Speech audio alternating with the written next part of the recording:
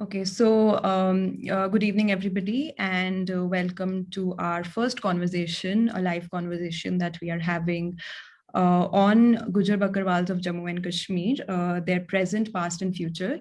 I am Nawal from Free Press Kashmir, and today we have two guests to whom we'll be talking on this topic. Mr. Afreen, who is a PhD scholar in JNU in the Department of Center of Study of Law and Governance.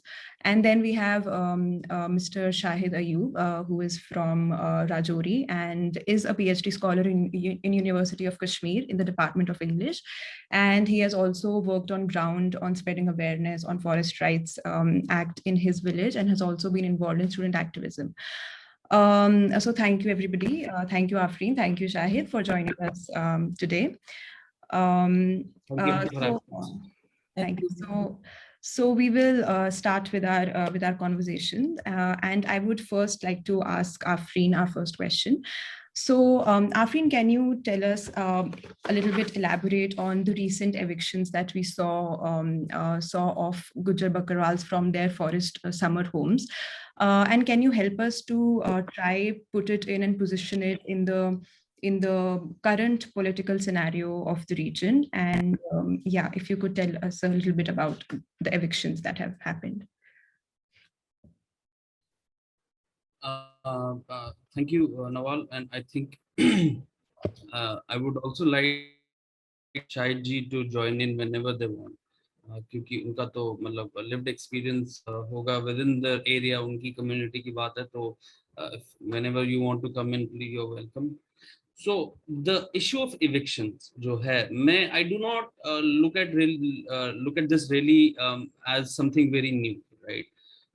Historically, tribal communities, खासकर जो nomads हैं, right? They have been pushed out of their lands. It is not a matter of any one party, but it is a matter of a changing social situation. जहाँ आप देखेंगे, we have essentially, and this stems from the earliest points of evictions, stem from a colonial route, जो British colonial route था. And essentially it is a struggle between a system of living, a mode of production, कि किस तरीके से एक community रहती है from a system which is very communitarian. मतलब there is no private ownership, to the coming of a modern nation state जो हर चीज को प्राइवेटाइज करना चाहता है, हर चीज को रेगुलेट करना चाहता है. तो द इश्यूज ऑफ इविक्शंस एंड मतलब कि एक कम्युनिटी को अपनी नेटिव जगह से हटाने का एक बहुत ही लॉन्ग ड्राउन आउट प्रोसेस रहा है, and it has continued, and all the current policies stem from a colonial root, जहां it has been more about regulation of a community, making them stop in one place ताकि उसका tax benefit होता है, right? Easier to collect taxes when people have settled down. It is easier to collect taxes when people live in areas where they, ठीक है. And unfortunately, over a period of time, it has been seen कि जो J&K का forest resource है, it is largely untapped, right? And it is here where these communities historically dwell. तो उस जगह पे उसके resources and then the whole geopolitics of the region, which I don't really have to speak much about, makes this area a prime real estate. And this I use the word consciously, real estate, क्योंकि इसको real estate की तरह ही देखा जा रहा है, both through a political and an economic sense, कि this is a region which needs to be taken control of, claimed, walled off, उसके आगे पीछे borders बना खड़ी करनी है. Or unfortunately, the people who have historically lived in this area, and the community is important for this area to survive. जो Gujjar Bakarwal community है, they are very close to nature. They have a very important ecological role as well in preserving this region. तो उसमें unfortunately they are facing the brunt because they traditionally do not conform to this modern nation of modern theory of what a state does, how economy should function. So uske liye, to exploit this region, it becomes very important to segregate the land from the people who are essentially the guardians of the land. Right. Okay. Shahid ji, Ji, if you thank want you, to. Afreen. Shahid, if we can take from what the same question and what Afreen just explained to us, how did people and how have people on ground in your community reacted to such violations to their, how close knit the community is, Gujar Bakarwal community, and how close they are to the nature. So now, when there are when there are violations to their lifestyle, if we can say so, how have people been reacting, and were there any steps taken on ground by them to to stop all of this, to be how they are, to live how they have been living? And also, have you, I mean, was this the first time, like the recent evictions, was this the first time that community faced it, or have you, I mean, in your lifetime also, or before your life, have this happened to your community, to your family before as well? So if you can tell us about reaction on ground and how has it been happening historically?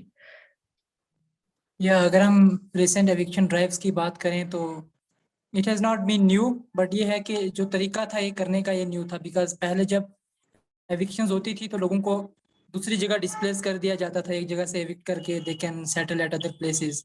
But in the recent time, specially after 2014, जिस तरह से government पूरी इसमें मुलवस हो गई, किस तरह से लोगों को वहाँ से निकालने में, और वो जो था वो ब्रंट बहुत तेज हो गया। जैसे पोलराइजेशन हो रही थी पूरे थ्रू द कंट्री, तो उसका जो ब्रंट था वो जम्मू के अंदर जो मुसलमानों को फेस करना पड़ा। और मुसलमानों में स्पेशली जो नोमैड्स हैं, जो स्पेशली 6 मंथ्स हिमालयाज में रहते हैं, कश्मीर के इलाकों में रहते हैं, and then they migrate towards the plains of Jammu, तो उसके बाद उनको वहाँ पे वो चीज़ें सफ़र करनी पड़ी।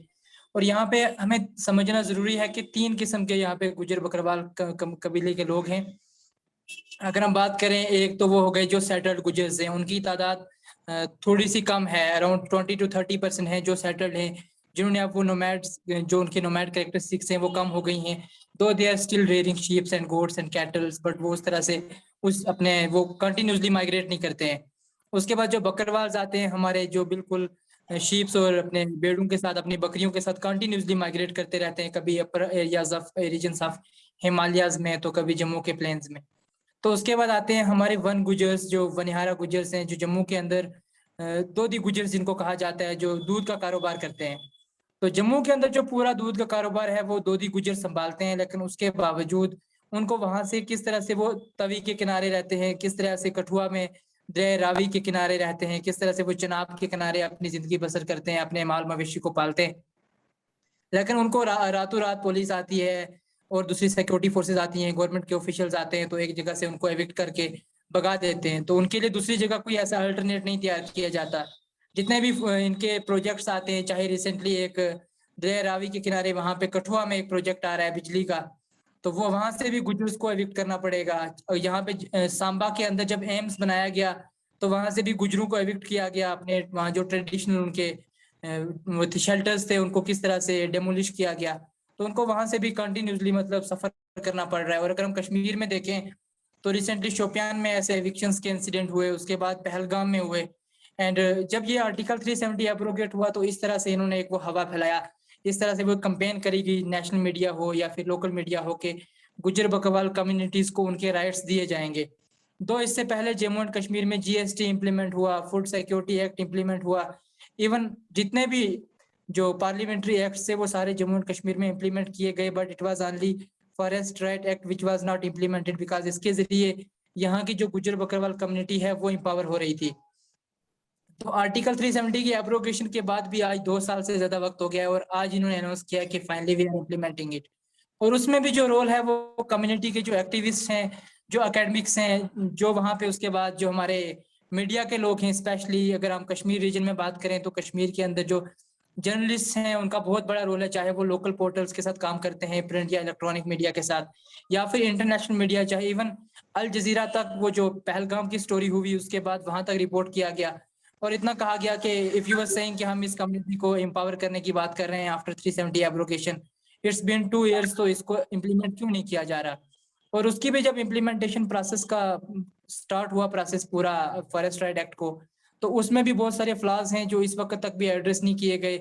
सबसे पहले इसके लिए बेसिक होता है कि फॉरेस्ट राइट कमेटी बनाई जाती है ग्राउंड लेवल पे, पंचायत लेवल पे, और उसको जो पंचायत के लोग होते हैं, more than 50% of the voters should be present there to elect a forest right committee। But जहाँ हमारे इलाकों में जब ये कमेटियां बनाई गई तो उसमें अवेयरनेस बहुत कम थी। मेरे गांव में अगर 14 या 15 मेंबर्स जो कमेटी में हैं तो उनमें से 10 से ऊपर ऐसे हैं जिनको फॉरेस्ट राइट एक्ट के बारे में पता ही नहीं है कि कितने किस्म के फॉरेस्ट राइट एक्ट होते हैं, कितने किस्म के राइट्स हैं जो लोगों को दिए जाएंगे, जो पब्लिक जो कॉमनली यूज्ड राइट्स होंगे या फिर जो पर्सनली यूज्ड राइट्स होंगे जिनको हम इंडिविजुअल राइट्स कहते हैं। तो उसके बारे में लोगों को बहुत जानकारी बिल्कुल भी नहीं थी और सरपंचीज और दूसरे जो पंचायत के रूरल डेवलपमेंट के जो ऑफिशियल्स थे या फिर जो दूसरे लोग थे गाँव में, उन्होंने रातों रात अपने रिश्तेदारों को कमेटीज में बना के कमेटीज फॉर्म कर दी और उन कमेटीज ने फिर ऑन ग्राउंड जाके किस तरह से क्लेम्स वेरीफाई करने हैं, किस तरह से लोगों को दोबारा वो परमानेंट सेटलमेंट जो है वो मिलेगी। इवन जो ट्रेडिशनल रूट्स होते हैं उनके भी जो राइट्स होते हैं वो नोमैड्स को दे दिए जाते हैं फॉरेस्ट राइट एक्ट की इम्प्लीमेंटेशन के बाद।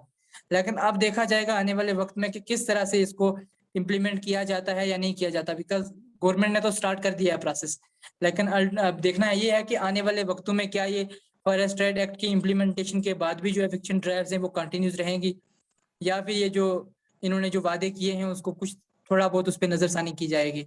सो इससे पहले जो एविक्शन ड्राइव्स होती थी वो कंटिन्यूसली होती रहती थी, लेकिन 14 के बाद बहुत ज्यादा हुई। और इवन जो आसिफा एक रेप केस हुआ वो भी एक यही ऐसी टेक्निक थी, एक इनकी ये पॉलिसी थी कि किस तरह से गुज्जर बकरवाल कम्युनिटी को टेरराइज फील करवाया जाए in the plains of Jammu, ताकि ये लोग यहाँ से निकल जाएं, किसी और जगह चले जाएं।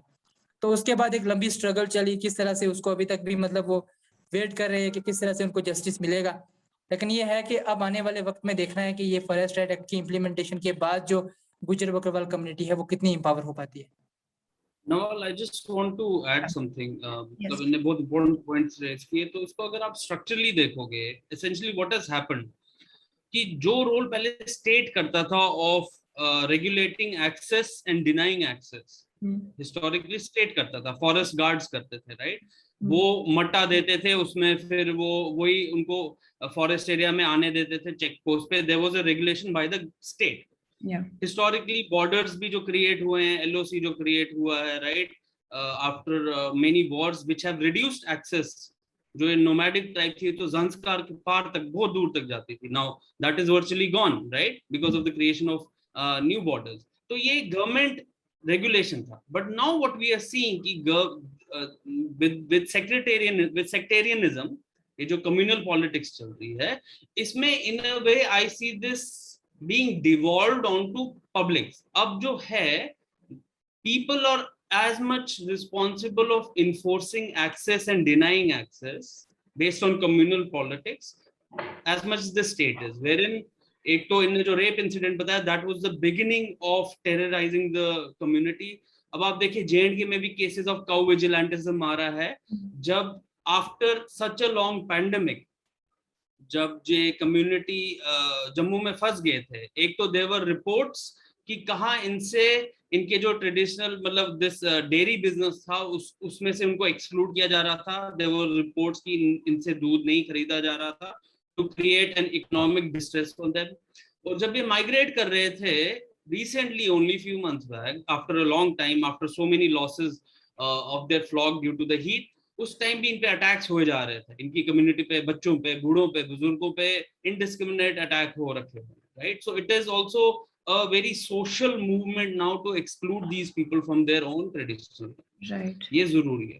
Secondly, even with the whole governmentality, आपको ध्यान में रखना है कि state gave pre-embedded clearances to companies to mine in regions without proper environmental clearances, which have to pass through the local panchayats. So EIA के पास होने का इनका ओपिनियन जरूरी होता है।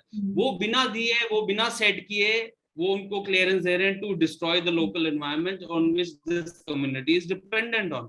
उसके बाद अगर क्लियरेंस डिनाई भी हो गया तो उस डिस्ट्रक्शन का कौन इनको compensation they, right? Secondly the another issue is कि आप FRA को देखोगे, in the Indian mainland, FRA is implemented not by the Department of Forest, right?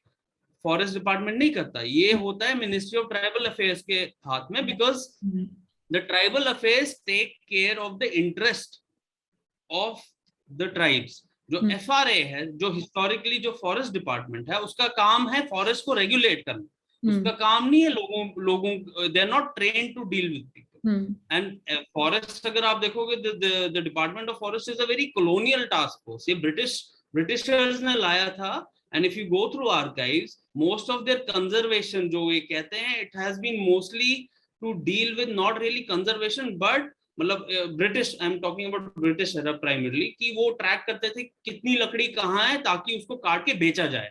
And as you know, forest Indian like the wood from the subcontinent was the prime resource for British in their colonial pursuit of extracting wealth for the region. तो जो forest department की history है, it is a history of taking out resources, not of securing them for the local people. Yeah. So when this agency is put in control as a nodal agency for enacting forest rights, it is a state of conflict, right? This is why in a normal juridical system, the police officer is not asked to deliver justice. उसके लिए अलग लोग हैं क्योंकि एक state of conflict होती है, right? You cannot have judge, jury and executioner in the same organization. Yeah. So I think that needs to be thought of, and मतलब implementation में that's what worries not just me but people from the community कि forest department FRA को implement नहीं कर सकती. There is a demand, there has been a demand from the leaders from the community, right? जो जैसे इनकी community में Gujjar Bakarwal youth organisation बहुत पॉपुलर है, अभी चल रहा है, उनने भी डिमांड किया है. इनके जो गुज्जर बकरवाल देश ट्रस्ट के चेयरमैन है, उनने डिमांड कर रखा हुआ है, right? academicians from the community. So you cannot give the power to enforce a law which allows for people to come into an agency which makes sure कि लोग forest area में नहीं है. Forest department लोगों को forest से बाहर रखती है, उनको अंदर नहीं बुलाती, right? So and there are many more laws. And एक और चीज है कि what worries me again is when people talk about forest rights, वो बस forest rights act पे देखते हैं. So laws do not work in isolation. There are multiple laws जो इस area पे impact कर रहे हैं. तो after abrogation, there were many laws which were repealed from this region. जो खासकर agriculture laws थे, which made sure कि there would be ceiling on कि एक बंदा कितना land पे control कर सके. Right? There were laws which ensured कि there was a law. हमारे में progressive at the time of creation of the state, we had a land to tiller policy, right? जिसमें जमींदार से जमीन छीनी गई, and it was given back to the people, right? वो law भी हटा दिया गया, right? There are new industrial development laws which put up the power, which give the power to the industry to convert any land into industrial land. तो जब forest land को ही convert कर देंगे industrial land में, तो FRA कैसे वहाँ implement होगा?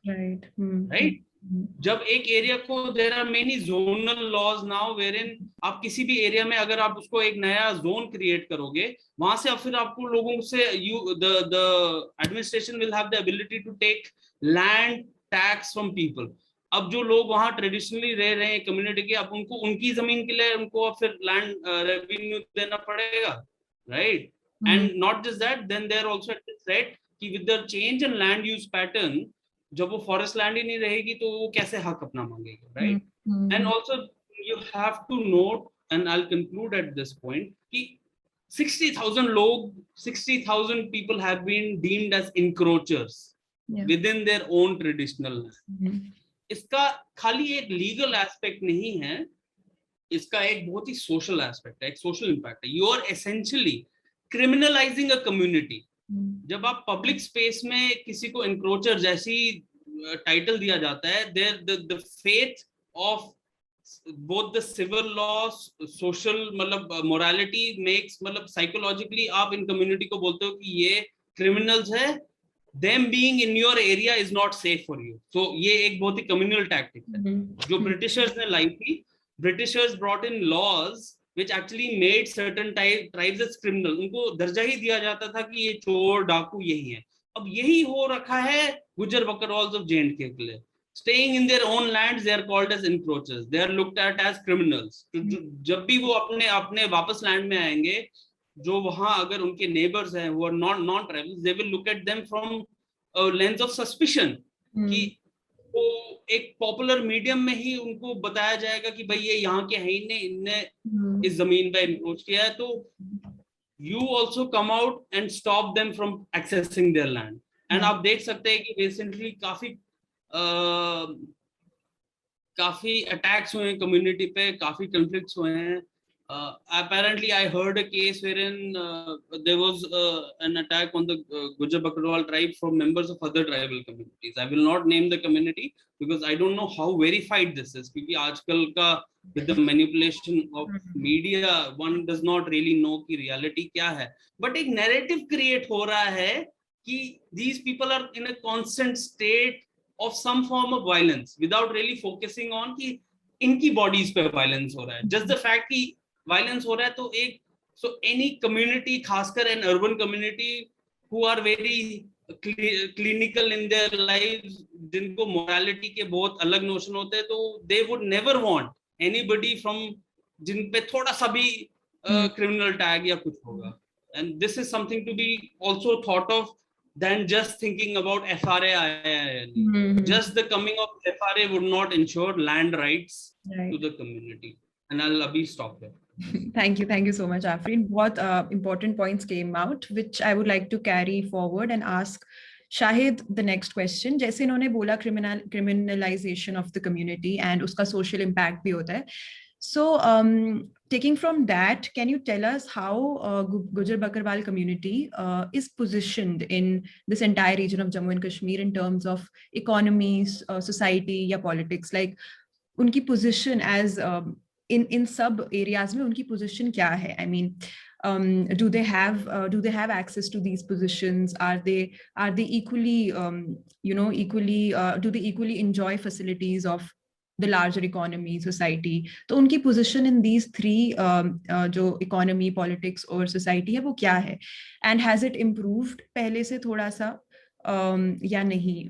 तो थोड़ा अगर आप if you can elaborate on that.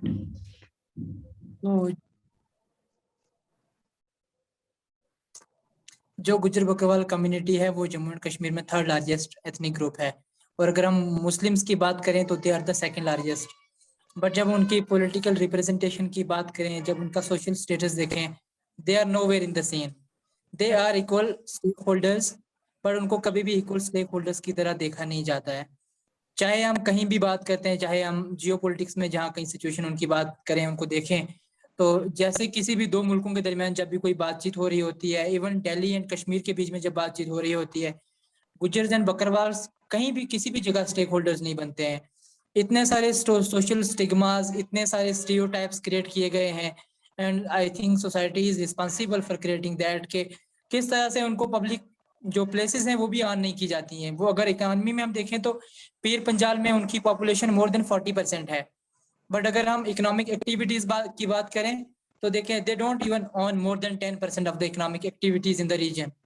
तो Gujar Bakarwal community is the only community जो हर डिस्ट्रिक्ट में पाए जाते हैं. कश्मीर जो अभी प्रेजेंटली यूनियन टेरिटरी बनाई गई है, तो 20 के 20 डिस्ट्रिक्ट्स में गुजर बकरवाल कम्युनिटी की पॉपुलेशन हर डिस्ट्रिक्ट में पाई जाती है. बट कहीं भी जब हम पॉलिटिकल रिप्रेजेंटेशन की बात करें, उनका जो लिटरेसी रेट है वो इतना कम है. गुजर्स एंड बकरवाल्स में से बकरवाल्स का जो लिटरेसी रेट है वो लेस देन 30% है, एंड गुजर्स का भी कुछ ज्यादा इतना अच्छा नहीं है कि वो उतने अवेयर हैं, पॉलिटिकली अवेयर हैं, या उतने वो सोशली अवेयर हैं, अपने राइट्स के बारे में बात कर पाए. उनके राइट्स के लिए हमेशा कश्मीर बेस्ड जर्नलिस्ट लड़ाई लड़ते हैं. इवन फॉरेस्ट राइट एक्ट पे जितनी भी स्टोरीज करी हैं, जितने भी आर्टिकल्स लिखे हैं, जितना भी काम हुआ है, वो नॉन गुजर्स, नॉन बकरवाल्स ने किया है. कभी भी गुजर बकरवाल कम्युनिटी के लोग इसमें स्टेक होल्डर्स बने ही नहीं है. कश्मीर का अगर डायस्पोरा देखेंगे वो वर्ल्ड ओवर द वर्ल्ड पाया जाता है. हमारा डायस्पोरा तो अभी तक दिल्ली या जम्मू या कश्मीर नहीं पहुंचा है. We are that much marginalized कि हम कहीं भी सिचुएट नहीं करते हैं किसी भी स्टेज पे. अगर हम देखें मिल्क इंडस्ट्री है, उसको जम्मू के अंदर पूरा गुजर्स ऑन करते हैं. जितनी भी बिफेलो, जितने भी काउज हैं, गुजर्स उनकी रेयरिंग करते हैं, और फिर वही दूध जो है वो मार्केट में सप्लाई होता है. लेकिन वहां पे जो मार्केट में सप्लाई होता है वो दूसरी कम्युनिटीज को जाके देते हैं और वो कारोबार करते हैं. अपना इनके पास कोई भी डेयरी फार्म्स गुजरों के पास नहीं है. अगर हम मीट इंडस्ट्री की बात करें तो they are the main stake holders in Jammu and Kashmir as well. Specially अगर हम कहीं भी कोई भी ऐसी बात कर लें तो मतलब इवन शीप रेयरिंग हो, कोई भी हो, जो जैसे भेड़ बकरियां कुछ भी हो, उनका जैसे मीट सप्लाई होता है तो कश्मीर के अंदर they are the main stake holders. लेकिन किस तरह से मीट इंडस्ट्री को सपोर्ट किया जाता है, उसकी इकोनॉमिक कंडीशंस गुजरों बकरवालों की उसके बेस पे क्या है वो भी बहुत कम है. वुलन इंडस्ट्री जो है उसको भी गुजर बकरवाल ऑन करते हैं, लेकिन वहां पे भी वहां उनकी सिचुएशन क्या है बहुत कम है. जिस तरह से जो मॉडर्न टेक्निक्स हैं फार्मिंग की, जो डेयरी की मॉडर्न टेक्निक्स हैं, किस तरह से शीप रेयरिंग करनी है, किस तरह से गोट रेयरिंग करनी है, हम तो अभी जो गुजर बकरवाल से वो भी सेंचुरीज ओल्ड प्रोफेशन जो है, जो ट्रेडिशन है, हम उसी तरह से चलते आ रहे हैं। इनको किसी भी तरह से इनके जो इवन जो जब नेचुरल डिजास्टर्स हो जाते हैं, कभी लाइटनिंग होती है, थंडरिंग होती है, उनकी वजह से सौों की और हजारों के हिसाब से इनकी भेड़ बकरियां जो है मर जाती हैं, लेकिन उसके बावजूद उनको कोई कंपनसेशन उस तरह से प्रोवाइड नहीं की जाती है। दो कभी कभी न्यूज में जब चीजें आती हैं तो थोड़ा सा लॉस को एक्सेस करके तो कहीं ना कहीं कुछ हेल्प होती है या नहीं होती, I don't know much about that, कि उसके बारे में कोई ऐसी रिपोर्ट नहीं आई है। लेकिन हम देखते हैं कहीं किसी भी लेवल पे इनको उस तरह से इक्वल रिप्रेजेंटेशन नहीं दी गई है, क्योंकि जितनी उनकी पॉपुलेशन है उसके बावजूद अगर हम एकेडमिक्स में देखें, हम यूनिवर्सिटीज में देखें इनके फैकल्टी मेंबर्स कितने हैं, हम कॉलेजेस में देखें तो कितने फैकल्टी मेंबर्स हैं, तो आपको ना के बराबर दिखेंगे। इवन आपको स्टूडेंट्स जो हैं, स्पेशली अगर मैं कश्मीर यूनिवर्सिटी में हूं तो मैं देखता हूं कश्मीर यूनिवर्सिटी में गुजर बकरवाल कम्युनिटी में के 2-4% स्टूडेंट भी कश्मीर यूनिवर्सिटी में अंडर एडमिशन नहीं होंगे।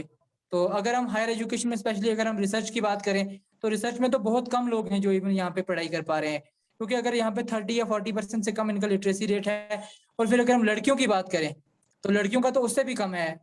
अगर कोई लड़का कोई पढ़ता भी है बच्चा तो पेरेंट्स चाहते हैं कि चलो हमारा लड़का पढ़ जाए, लड़की की तालीम पे तो फिर भी उतना फोकस नहीं किया जाता। तो लड़कियां उन लड़कों से भी ज्यादा, अगर एक ट्राइबल कम्युनिटी मार्जिनलाइज्ड है तो with in that tribal community जो लड़कियां हैं वो ज्यादा मार्जिनलाइज्ड हैं।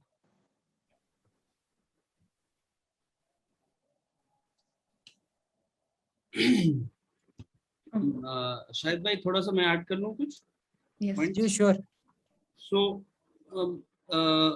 थोड़ा सा मतलब डेटा को अगर देखेंगे हम, सो ये पेपर है महमूद हुसैन और अब्दुल्ला का, बेस्ड ऑन 2011 सेंसस। तो इसमें इनने क्लियरली दिखाया है कि as per the 2011 सेंसस, जहां जनरल पॉपुलेशन का लिटरेसी रेट 71% है, गुजर्स के लिए it goes to 31 and Bakarwal में 22 है। एंड ये और भी ज्यादा ड्रॉप होता है इन प्लेसेस लाइक अनंतनाग, जहां इस्लामाबाद में लाइक गुजर्स का खाली 15% एंड बकरवाल का खाली 14% लिटरेसी रेट है। So in terms of data, in terms of political representation, ये पेपर है दानिश गुलजार का, जो LPU में अभी पढ़ा रहे हैं। तो based on assembly election seat distribution, जो जनरल पॉपुलेशन का जहां अबाउट 90% शेयर है, कम्युनिटी का ओनली 10% है, right? And within that there is no women representation, gendered representation कहीं नहीं है। और अगर आप देखेंगे, women have a very important role to play within the community as well historically, right? both socio-economic. तो क्वेश्चन अब आया अबाउट सोशियो इकोनॉमिक, आपने जो पूछा था। एक तो caste is a factor in Jammu and Kashmir, right? At the end of the day, while Islam might not have inherently caste in it, but जो हमारा सोशल कैरेक्टरिस्टिक है और जो सोशल इन्फ्लुएंस रहा है सब कॉन्टिनेंट पे कास्ट का, तो वो हमने भी किसी तरह इंटरनलाइज किया है, which has also had a big impact in excluding Gujars and Bakarwals from coming in and intermingling with the main community, right? उनको हमेशा पेरिफेरी पे क्यों जगह मिलती है? अब जहां भी देखोगे, जिस भी टाउनशिप में देखोगे, unless it is a predominantly tribal community in Pir Panjal, उसके बाहर कहीं भी आप देखोगे इनको पेरिफेरीज में ही जगह मिलती है, इनको मेन सिटी में कभी जगह नहीं आने नहीं देते। And historically, at the time of end of British colonialism, Jammu में तो there was this whole genocide which happened कि जहाँ जम्मू में prime real estate पे गुजर रहते थे, like in areas like Gandhinagar, right? Like in areas near Narwal, निकाला गया है। There was an active state policy led by the local rulers in मतलब cohorts में जो भी हो, बट एक डेमोग्राफिक चेंज उस टाइम पे इनैक्ट किया गया जहां प्राइम एरिया से इनको वहां से निकाला जाए और उसकी जगह दूसरी कम्युनिटी को सेटल किया जाए। And this is what is worrying about now with the talks of delimitation. We have to be very concerned about कि उसमें फिर इनका क्या रोल रहेगा। सो अगर इनको, my one concern is, and Shahid ji can disagree with me, अगर इनको रिप्रेजेंटेशन दे भी दिया पीर पंचाल में, for example we have reserve seats for the community, but उसमें एक वरी रहता है, क्या वो एक किस्म पॉलिटिकल गेटोइजेशन हो जाएगा कि खाली गुज्जर बकरवाल अब अगर खड़ा होगा तो बस यहीं से होगा और कहीं से नहीं होगा. What you usually see with SCs and STs happening in the country, right? उनको बोले जाते हैं आपके लिए ये रिजर्व सीट्स है तो आपको बस इस पे ही बैठना है, फिर जनरल पॉलिटिक्स पे, जनरल सीट्स पे आपका कोई हक नहीं रहेगा. Will that lead to this concern कि फिर all the members of the community will be ghettoized and enclosed in one small region which is very difficult to access, और बाकी जगहों से उनका फिर जो हक है, because they live everywhere in the state, हर रीजन में, तो वहां का उनका फिर क्या स्टेट रहेगा, उस जगहों में क्या वो खड़े हो पाएंगे कॉन्स्टिट्यूएंसीज में या नहीं. This is something we need to think about. तो जस्ट सेइंग कि रिजर्वेशन देना इज ओके, बट उसका एंड रिजल्ट क्या होगा, किस तरीके से उसको ऑपरेशनलाइज किया जाएगा, that is a big question. Because similarly J&K में in 2001 after getting the ST status, right, education और jobs में, why hasn't it really changed on the ground? अगर आप देखेंगे इसमें क्या issue है कि to get a reservation you need to reach a certain level, right? तो while primary education is a right accorded in the region RTE के तहत, पर उसमें क्या issue रहा है in the implementation, क्योंकि Gujjar Bakarwal hostels are very important for allowing parents to send their children for education. तो even though एक provision है school system का, right, but the issue is कि अगर उस district में वो hostel नहीं है या उसका maintenance नहीं है, right, and जहां तक मैंने field work में देखा है कि boys का अगर थोड़ा सा हो, girls के लिए बिल्कुल it's in shambles. तो क्योंकि वो बेसिक प्राइमरी रिक्वायरमेंट्स ही नहीं अचीव कर पाते तो रिजर्वेशन का कोई फायदा नहीं होता आगे जाके. क्योंकि आप देखो, खुद ही देखो, लिटरेसी रेट के हिसाब से जब तक वो मिनिमम कॉलेज लेवल तक नहीं आएंगे तो गवर्नमेंट जॉब्स मिलेंगी ही नहीं, राइट. ऐसी एक साइकिल परपेचुएट होता है. तो इसमें land is very important. So people who are landed they might have a better chance, right, to secure their educational and economic interest. पर बाकी जिनके पास जमीन नहीं है और जिनकी जमीन छीनी जाएगी, they will constantly be excluded. और इसमें एक यही एक इम्पोर्टेंट मेरा एक थोड़ा सा something I wanted to link. My worry is that कि एक साइड से इनको एक्सक्लूड किया जाएगा इनके ट्रेडिशनल लैंड से, but on the other hand they will not be allowed to also settle in urban areas. तो ना ही आप जंगल में बैठेंगे, ना ही आप पहाड़ी में बैठेंगे, ना ही आप शहर आ पाएंगे. शहर में कम्युनल पॉलिटिक्स से एक्सक्लूड किया जाता है, जंगल में लैंड मतलब जो गवर्नमेंटलिटी से एक्सक्लूड किया जाता है. तो then what you have is essentially a mobile population of workers who are unemployed, right? जो फिर आई एम वरीड कि with this new developmental policies in the region, industry के लिए, mining के लिए, मुझे लगता है कि they might be looking at this nomadic community to become those workers at a very exploitative rate. A mobile workforce जिनको बोला जाएगा आप यहाँ जाओ काम करने के लिए, वहां जाओ, इस इंडस्ट्री में जाओ, कंस्ट्रक्शन इंडस्ट्री में as unskilled workers, not even as skilled workers, जो अभी हो रहा है. So a lot of members of the community during the lockdown had to leave their traditional workspace क्योंकि उनकी बकरियां भेड़ ही मर गई ना, because of this whole lockdown में वो जा नहीं पाए. So they had to force and go shift away from their own livelihood pattern and work on the periphery constructing homes as unskilled workers. उसमें भी skilled workers नहीं रहेंगे, तो उनको employment जो wages मिलेगा वो भी बहुत ही exploitative wage मिलेगा. And I'm worried कि then they will be a part of this new developmental politics within the region as very exploitative workforce. एक ये बहुत ही बड़ा concern मुझे लगता है. And आप देखेंगे कि एक तो politics का असर रहा है. Similarly, they have not been accorded any क्या कहते हैं मतलब security measures, जैसे agriculture में insurances होती हैं, right? Agriculture में techniques of mechanization and efficiency होती है. इनको वो गवर्नमेंट वो स्किल्स नहीं दे रही. Like we see an import of wool from New Zealand and Australia in Jammu and Kashmir, जबकि हमारे यहाँ ट्रेडिशनल ग्रोअर्स एंड रेयरर्स हैं. बाहर से इंपोर्ट होता है मंडी में मार्केट रेट पे, and they can not compete with it क्योंकि इनको स्किल्स नहीं दिए, इनको टूल्स नहीं दिए. एनिमल हस्बेंड्री डिपार्टमेंट ने until recently कुछ कैंप्स रखे गए हैं, बट उससे पहले there has been a complete vacuum.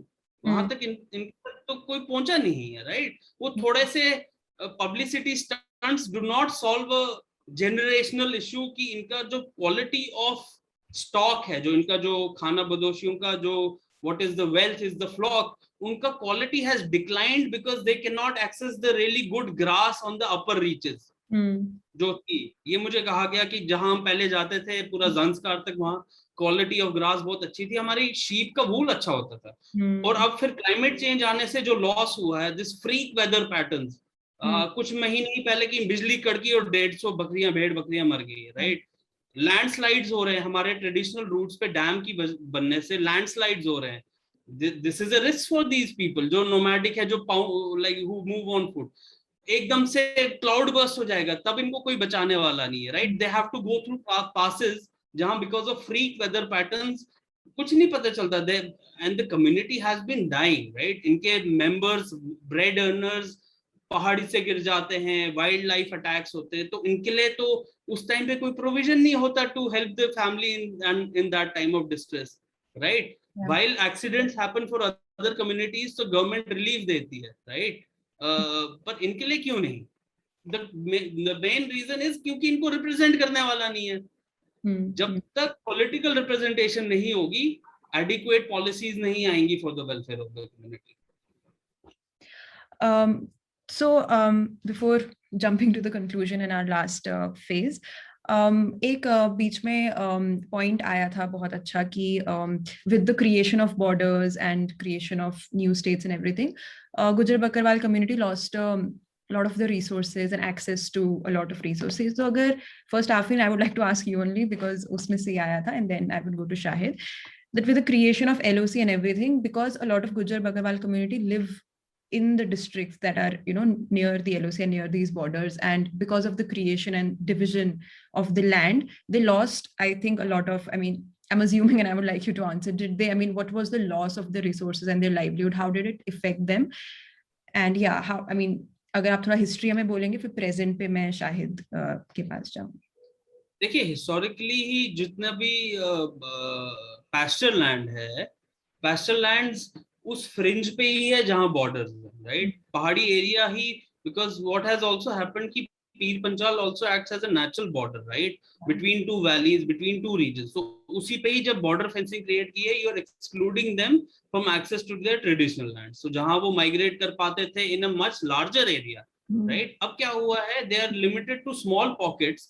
तो वो पैस्चर को भी टाइम नहीं मिलता रिजुविनेट करने के लिए, otherwise they would go to one pasture in one season then move on to another pasture, right। तो उसके ऊपर क्या हुआ है, जो लैंड एरिया छोटा हो गया है, उस पे भी डिमांड्स बहुत ज्यादा हो गए हैं, तो because of that quality of land नहीं हो पाई है। Secondly, there is this whole literature wherein a lot of assimilation has happened because of military, right। Military puts its camps also in lots of pasture lands in hilly tracts। तो ये जो securitisation हुआ है, उस वजह से भी काफी एक्सक्लूजन हो गया है कम्युनिटी का to those pasture lands, right, historically। and also this cultural disconnect, right, उनकी अपनी families are right across the border, across the LOC, वो उनसे interact नहीं कर पाते हैं। so it is not just economic, it is also social, right। there's this pain wherein गांव ही split हो गया है, तो आधा इधर है आधा इधर है, so you cannot really meet your family। so there's also a lot of need to humanize this problem। it's not just about their economy, right, है ना, कि इनका काम कारोबार क्या है, लोगों पे भी इमोशनल ट्रॉमा रहा है। इमोशनल ट्रॉमा, द हिस्ट्री की people deny genocide happening in Jammu region, जिसमें इस कम्युनिटी में इतना इम्पैक्ट इनको हुआ है, इतना लॉसेस हुए हैं, people deny that, how is that fair in any way, right.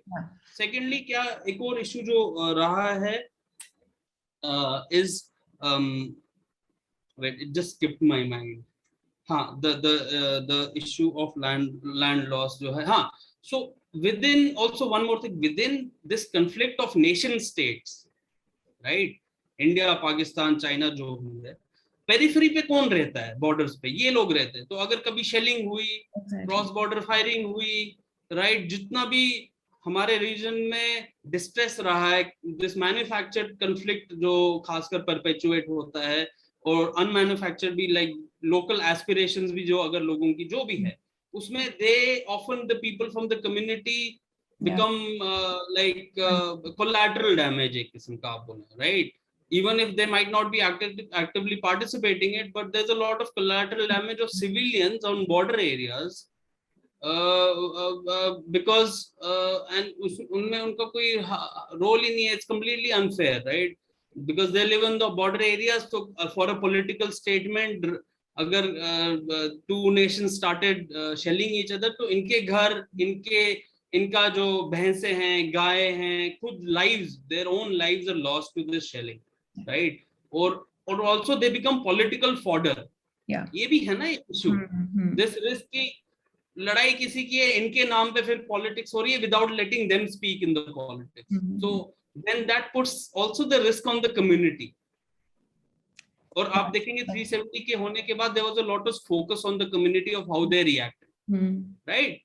जैसे भी उन्हें रिएक्ट किया है, it does not really matter कि उन्होंने कैसे रिएक्ट किया है, because they are not politically being, they are not being given the political space to make any decision, right? चाहे उन्होंने सपोर्ट या अगेंस्ट किया है, but the fact remains even now politically power में तो ये है ही नहीं, तो बट ये है कि देयर इज दिस होल, वही मैं कह रहा हूँ ना, this shaming, naming, shaming, criminalising of community. तो ये आई थिंक हिस्टोरिकली रहा है और करंट मतलब ये इम्पैक्ट इनका रहा है। Thank you so much. अब I will go to Shahid and we'll conclude with that. तो Shahid, जैसे अभी जिस बारे में हम बात कर रहे थे, so like how Gujar Bakarwal community, they live in the LOC districts and everything. So I mean, you being part of that community, क्या everyday threats होते हैं, या क्या मतलब how difficult it is to live in that area, and how again economy, probably your family's economy or your neighbors community's economy has been affected by the drawing of that line. और इसके बाद अगर आप हमें थोड़ा बताएं कि आप how do you look at the future now, आपके aspiration can, how do you think all of these issues of society, economy, politics कैसे resolve हो सकता है? तो ये दो questions हो गए, आप थोड़ा सा club करके हमें बताएं। पहले तो यही है कि जैसे आपने कहा कि जितने भी बॉर्डर रीजन्स हैं, ये LOCs पे बहुत सारे मेजॉरिटी में जो मेजॉरिटी कम्युनिटी है वो गुजर बकरवाल से, चाहे हम RSपुरा से बात करें जो जम्मू के प्लेन से आता है, वहां से लेके राजौरी, पुंछ, नौशहरा तक, इवन देन कुपवाड़ा, उड़ी तक, जितना भी जो इलाका है यहाँ पे जो बॉर्डर रीजन्स में लोग रहते हैं वो गुजर बकरवाल से रहते हैं। तो फिर इनको, जैसे आफरीन भाई ने कहा कि उनको एक्सेस भी नहीं मिल पाती है, कि बहुत सारे जैसे 47 के बाद बहुत सारे ऐसे इलाके हैं जो डिवाइडेड हो गए हैं, जहाँ पे बॉर्डर्स बन गई हैं अब, तो उन इलाकों में भी इनके जो कैटल्स हैं, इनकी जो शीप्स हैं वो नहीं जा पाती हैं। तो उस वजह से जो क्वालिटी ऑफ शीप है, जो प्रोडक्ट तैयार हो रहे हैं वो उतने अच्छे नहीं होते कि उसकी मार्केट में इनको अच्छी प्राइस मिल सके, या फिर उनको उतनी अच्छी टेक्निक्स, मॉडर्न टेक्निक्स भी उनको पता नहीं है कि उनको वो अपने इकोनॉमिक एक्टिविटीज को बढ़ावा दे सकें। तो जितनी भी, जब भी सीज फायर वायलेशन होती है, जब भी आपस में इनका कुछ होता है, मतलब LOC पे जितनी भी शेलिंग होती है, उसका जो ब्रंट है वो गुजर बकरवाल कम्युनिटी को फेस करना पड़ता है। So I will not go deep into that, but यह है कि even after the abrogation of 370, जिस तरह से इस कम्युनिटी को नेशनल लेवल पे पोर्ट्रे किया गया कि ये बहुत ज्यादा खुश हैं। तो अगर हम देखें कि जम्मू में भी बहुत सारे ऐसे लोग हैं जो इवन फ्रॉम डोगरा कम्युनिटी जो बीजेपी का पार्ट है, कश्मीर से जो एथनिक कश्मीरीज हैं जो बीजेपी का पार्ट है, हम पहाड़ी कम्युनिटी में से देखते हैं उनमें से भी लोग हैं जो बीजेपी का पार्ट हैं। और जो नेशनल लेवल पे उस टाइम जब पूरा कम्युनिकेशन ब्लॉकेट था, जब यहाँ लोगों के पास इंटरनेट और मोबाइल फोन सर्विसेज भी एक्टिवेटेड नहीं थी, उस वक्त कुछ लोग जो थे वो दिल्ली में बैठ के या कहीं और अपने जो कंफर्ट जोन में बैठ के वहां पे अपनी एक कम्युनिटी के बिहाफ पे बात कर रहे हैं और वो ये कहते हैं कि हमारी कम्युनिटी खुश है। जब उस वक्त में, जब समर्स के टाइम में मेजोरिटी ऑफ द गुजर कम्युनिटी जो है वो अपर रीजन्स ऑफ हिमालयाज में है, और वहां पे उनको कम्युनिकेशन तो ऑलरेडी नहीं होता है, वहां पे इनको मोबाइल नेटवर्क ही नहीं होता है। अगर आप जाएंगे किसी भी इलाके में जहाँ पे गुजर बकरवाल रहते हैं, हम पीर गली से देखना शुरू करें, जहाँ से पीर पंजाल रीजन खत्म होता है तो कश्मीर शुरू हो जाता है, वहां से लेके गुरेज तक अगर हम जाएंगे तो बीच में कहीं भी जहाँ पे गुजर बकरवाल लोग जहाँ रहते हैं वहां पे mobile internet connect, mobile network और इंटरनेट कनेक्टिविटी नहीं होती है। तो उनके बिहाफ पे 2-4 फैमिलीज या फिर 2-4 जो लीडर्स हैं वो अगर उन पे बिहाफ पे बात कर रहे हैं, उनको सेल आउट करने की बात कर रहे हैं कि पूरी कम्युनिटी खुश है। कुछ लोगों ने तो सही साथ तक कहा कि आफ्टर द एब्रोगेशन ऑफ 370 गुजर बकरवाल को रियल सेंस में अब आजादी मिली है। लेकिन वो जैसे पॉलिटिकल रिजर्वेशन की बात कर रहे थे आफरीन भाई, और उसमें मैं भी थोड़ा जानना चाहूंगा कि जैसे भी पीर पंजाल में कुछ डिस्ट्रिक्ट जैसे राजौरी और पुंछ डिस्ट्रिक्ट है, वहां पे अगर ये भी पॉलिटिकल रिजर्वेशन दे देंगे गुजर बकरवाल को, तो हम वहाँ पे 40% पाए जाते हैं और दूसरी जो पहाड़ी कम्युनिटी है वो 60% पाई जाती है। तो जो गैप से हमें, जो ऑलरेडी इतनी पोलराइजेशन हो चुकी है, जो नफरतें ऑलरेडी बढ़ रही हैं गुजर और पहाड़ीज के बीच में, जब एक कम्युनिटी इलेक्शन कॉन्टेस्ट नहीं करेगी और दूसरी कम्युनिटी का वहां पे रिप्रेजेंटेटिव बन जाएगा उनको पॉलिटिकल रिजर्वेशन देके, तो वो जो गैप्स हैं वो ज्यादा वाइड हो जाएंगे। अगर पॉलिटिकल रिजर्वेशन से पहले हमारी कम्युनिटी के 10 MLAs हमारी असेंबली में जाते थे, तो वो जो 10% आज भी वही 10% रिजर्वेशन हमें मिलेगी जो इससे पहले विदाउट पॉलिटिकल रिजर्वेशन हमारे 10 बन रहे थे। तो मुझे लगता है पॉलिटिकल रिजर्वेशन से इतना कोई ज्यादा फायदा नहीं मिलेगा। ये वही है कि जो कुछ लोग प्रिविलेज्ड हैं, जो एलिट्स हैं अमंग गुजर कम्युनिटीज, हर कम्युनिटी में जिस तरह से एलिट्स हैं, कुछ लोग हैं जो सेटल्ड हो चुके हैं, गुजरों में से भी, बकरवालों में से भी, जो प्लेन्स में रहते हैं, जिनकी फैमिलीज पॉलिटिकली इन्वॉल्व हैं, तो वो गुजर बकरवाल कम्युनिटी के बिहाफ पे फैसले करते हैं, उनको सेल आउट करते हैं। तो उसी तरह से आने वाले टाइम में भी ये वोट बैंक की तरह यूज किए जाएंगे और इनके नाम पे जो सियासत है वो कंटिन्यूसली होती रहेगी। ये कम्युनिटी ऐसी है, ये कम्युनिटी वैसी है, लेकिन असल में जो हमारी स्ट्रगल है वो तो 47 से स्टार्ट हुई, जब मोर देन 3 लाख मुस्लिम्स, और उनमें भी जो मेजोरिटी थे वो गुजर बकरवाल जो रहते थे जम्मू के प्लेन्स में, उनको जब वहां पे मैसेकर में मार दिया गया, तो उसके बाद तो एक वो जो पूरा पूरी लीडरशिप क्राइसिस आ गई कम्युनिटी में, उस तरह से कोई लीडर्स नहीं आए। इवन जब ये डिवीजन हुई, जब बॉर्डर नए बॉर्डर्स बन गए, तो हमारा जो पूरा पीर पंजाल रीजन है वो डिवाइड हो गया, आधा पाकिस्तान एडमिनिस्ट्रेटेड कश्मीर में है तो आधा यहाँ पे है। तो उसको जिस तरह से हम देखते हैं, तो हमारे तो इंटेलेक्चुअल कैपिटल्स हैं, हमारे जो पॉलिटिकल कैपिटल्स थे, पुंछ मैन पुंछ ही डिवाइड हो गया। उसके बाद हमारी जो पॉलिटिकल राय थी वो कभी सुनी नहीं गई, ना देखी गई। इवन रिसेंटली जो कंक्लूडेड जम्मू एंड कश्मीर के लीडर्स के साथ एक मीट की गई प्राइम मिनिस्टर ऑफ इंडिया ने, तो उसमें भी अराउंड 24 लीडर्स मौजूद थे, but there were no single representative from Gujjar Bakarwal community, जो थर्ड लार्जेस्ट है। तो हम जब भी पॉलिटिकल रिजर्वेशन की बात करें, इवन पॉलिटिकल रिप्रेजेंटेशन की बात करें, तो मुझे नहीं लगता है इवन जो 370 से पहले हालात थे आने वाले टाइम में वो उससे भी ज्यादा खराब हो जाएंगे, क्योंकि जिस तरह से आफरीन भाई ने कुछ बहुत सारी इंपॉर्टेंट बातें की हैं कि किस तरह से वो किसी भी लैंड को इंडस्ट्रियल लैंड में कन्वर्ट कर सकते हैं। तो जहाँ पे ये जिन इलाकों में ये जेर मुकाम है जो गुजर बकरवाल कम्युनिटी के लोग हैं, कल वहां से उनको एविक्ट करके वहां पे कोई प्रोजेक्ट ला दिया जाता है, वहां पे कोई डैम बना दिया जाता है, वहां पे कोई माइनिंग के प्रोजेक्ट स्टार्ट किए जाते हैं, तो इन लोगों को ही वहां पे इस्तेमाल किया जाएगा एज चीप लेबर। तो they will be the worst sufferers.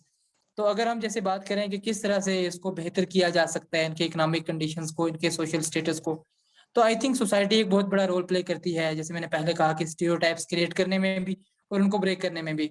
And it is the responsibility of the majority community कि वो हाथ मिलाएं और वो इनको अवेयर करें, वो इनको पढ़ाएं।